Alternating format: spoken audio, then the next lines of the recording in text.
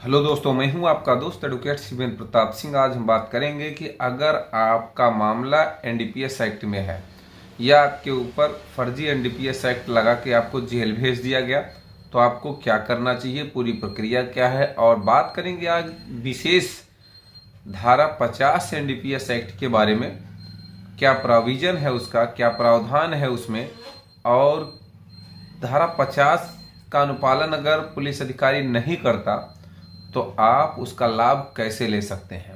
कहने का ये मतलब है कि अक्सर आपने ये देखा होगा कि एनडीपीएस एक्ट में चाहे 8/20 लगी हो या कोई भी लगी हो, कोई भी धारा हो, 8/20 की अगर बात कर लेते हैं, माने गांजा की अगर बात करते हैं, गांजा बरामदगी की बात करते हैं, तो 8/20 एनडीपीएस एक्ट में कुछ ऐसी गलतियां होती हैं जो पुलिस वाले 100% करते ही करते हैं।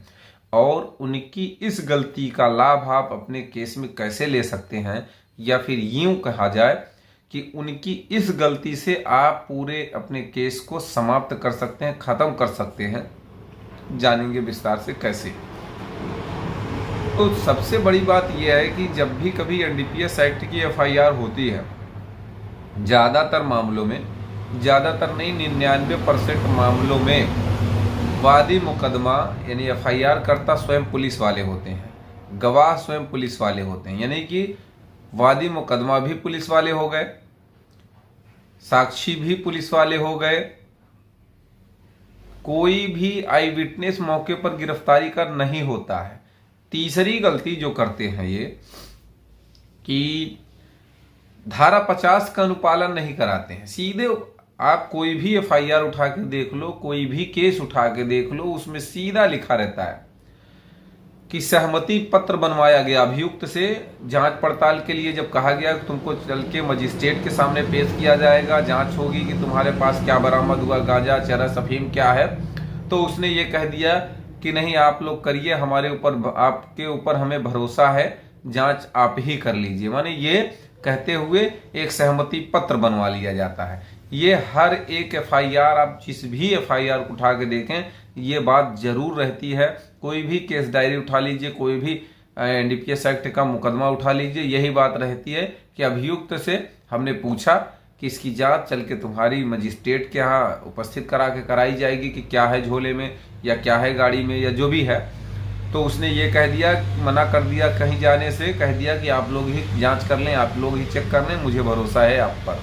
मतलब ये बनी बनाई कहानी, मनगढ़ंत, और हर केस में यही टूटी फूटी, यही सड़ी कहानी जोड़ देते हैं वो लोग। एक चौथी मजेदार आपको बात बताएं, हमेशा ध्यान रखें, पुलिस का मुखबिर इतना फिट होता है, मैंने पुलिस के अनुसार मैं बता रहा हूं कि एनडीपीएस एक्ट हो या कोई भी गिरफ्तारी हो तो सीधे वो लिखते हैं फला फला मुकदमे में जांच में विवेचना में गश्त में मसरूफ थे, जरिए मुखबिर सूचना मिली, अब मुखबिर की सूचना पर विश्वास करते हुए मौके पे गए, पीछे से एक बारगी उसके ऊपर हमला कर दिया या एक बारगी उसे पकड़ने की कोशिश किया, वो भागने लगा, किसी तरह से पुलिस बल का इस्तेमाल करते हुए उसे पकड़ा गया। माने ये चौराहे की घटना दिखाएंगे, कहीं और एकांत की घटना दिखा देंगे, जबकि पकड़े कहीं और से हैं।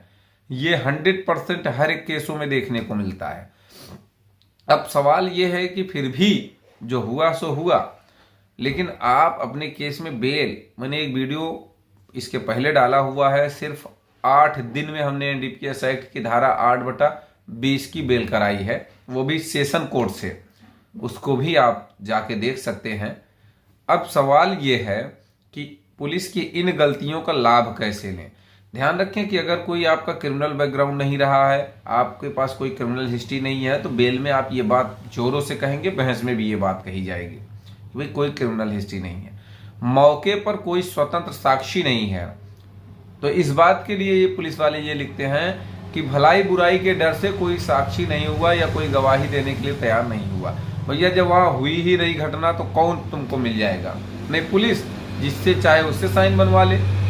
तो दूसरी बात ये भी आप कह सकते हैं, दूसरी बात सबसे जो महत्वपूर्ण है, धारा 50 एनडीपीएस एक्ट की धारा 50 में साफ प्रावधानित है कि अगर किसी व्यक्ति के पास से एनडीपीएस एक्ट से जुड़ा कोई भी पदार्थ अगर उससे मिलता है, बरामद किया जाता है या पुलिस को ये शक होता है इसके पास ये है, तो उसकी जांच कोई राजपत्रित अधिकारी करेगा, कोई मजिस्ट्रेट करेगा, यानी कोई भी बड़ा अफसर करेगा। पुलिस या थाने का दरोगा, उसके पास ये पावर नहीं है कि वो जांच करे, लेकिन हर केसों में जांच वही करते हैं सहमति पत्र बनवा के। तो धारा 50 पे विशेष बहस होती है, विशेष यही बात होती है।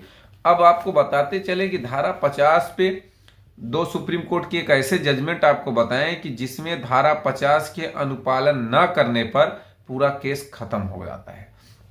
एक केस आपको बताएं,